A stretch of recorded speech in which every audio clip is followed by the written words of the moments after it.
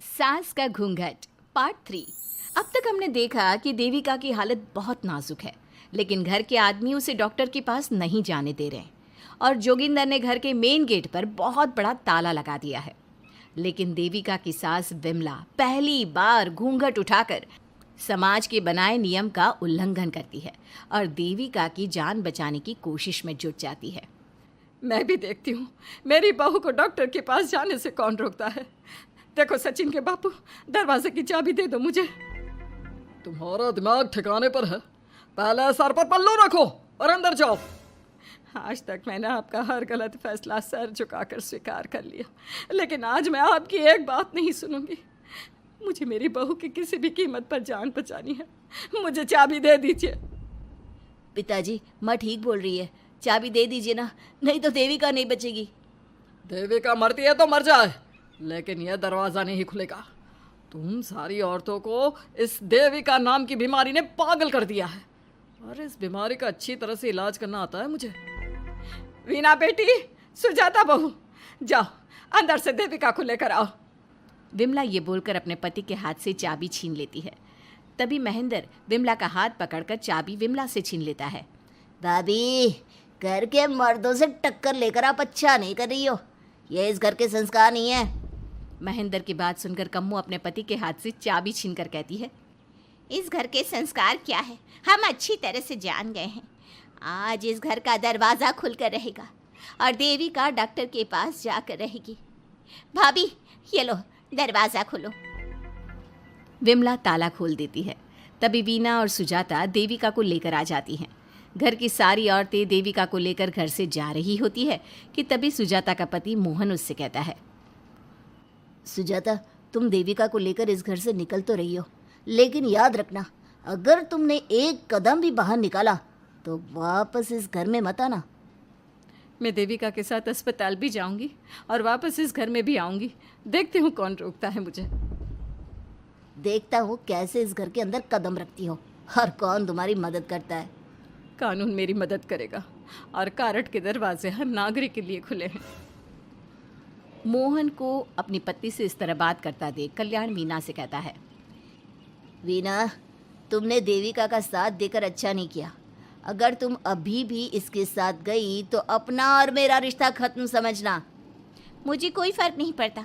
तुमने आज तक किया ही क्या है मेरे लिए? तुम खुद घर जमाई बनकर मेरे घर में रह रहे हो।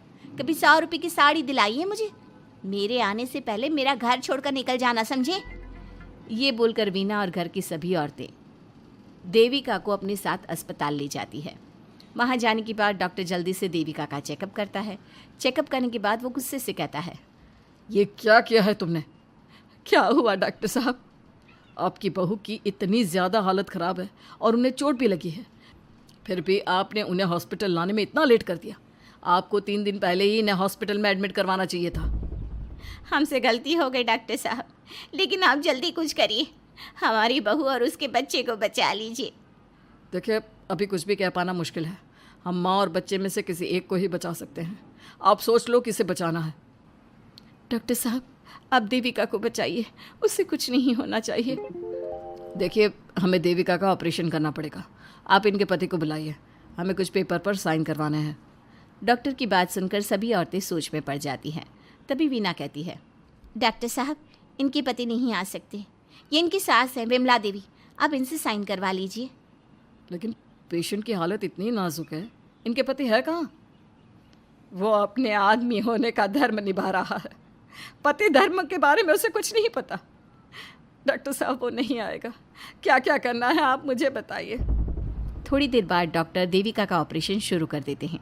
जब वो ऑपरेशन थिएटर से बाहर आते हैं तो कहते हैं, आप लोगों की किस्मत अच्छी है, देविका भी सुरक्षित है और उसका बच्चा भी। डॉक्टर, बेटा हुआ है या बेटी? बेटा हुआ है। सब लोग बहुत खुश होते हैं। कुछ दिन तक देविका उसी हॉस्पिटल में रहती है और उसके ससुराल की औरतों ने उसका बहुत ध्यान भी रखा। अब देविका कुछ हद तक ठीक हो गई। डॉक्टर ने देविका को घर जाने की इजाज़त दे दी, लेकिन सभी सोच में पड़ गए। हम भाभी को घर ले तो जाएं, लेकिन माँ, आपको घर का माहौल पता है ना। देविका भाभी अभी पूरी तरह से ठीक नहीं हुई। भाभी वहाँ आराम नहीं कर पाएंगी और पता नहीं घर के सारे आदमी हमारे साथ क्या करेंगे। माँ, क्या हम डॉक्टर से बात करके देविका को थोड़े दिन और यहाँ नहीं रख सकते? जब वो पूरी तरह से ठीक हो जाएगी तो उसे यहाँ से ले जाएंगे। ये बात सुनकर विमला सोच में पड़ जाती है। तभी कम्मो कहती है, तुम दोनों ठीक कह रही हो, मैं अभी डॉक्टर से बात कर लेती हूँ। कम्मो डॉक्टर से बात कर लेती है और देविका कुछ दिन में बिल्कुल ठीक हो जाती है। देविका अपने बच्चे को गोद में लिए बाकी औरतों के साथ अपनी ससुराल जाती है, लेकिन घर के सभी आदमी उन्हें दरवाजे पर ही रोक देते हैं। खबरदार, तुम में से कोई भी औरत अगर घर के भीतर घुसी, अगर तुम घर में कदम रखोगी तो घर अपवित्र हो जाएगा। घर हमारे कदम रखने से अपवित्र नहीं होगा, बल्कि आपकी गंदी सोच की वजह से घर क्या, अरे पूरा समाज अपवित्र हो रहा है। सुजाता, मैंने मना किया था ना घर से बाहर जाने के लिए। अब एक काम कर, जैसे यहाँ आई है वैसे ही यहाँ से सीधा अपने मायके लौट जा।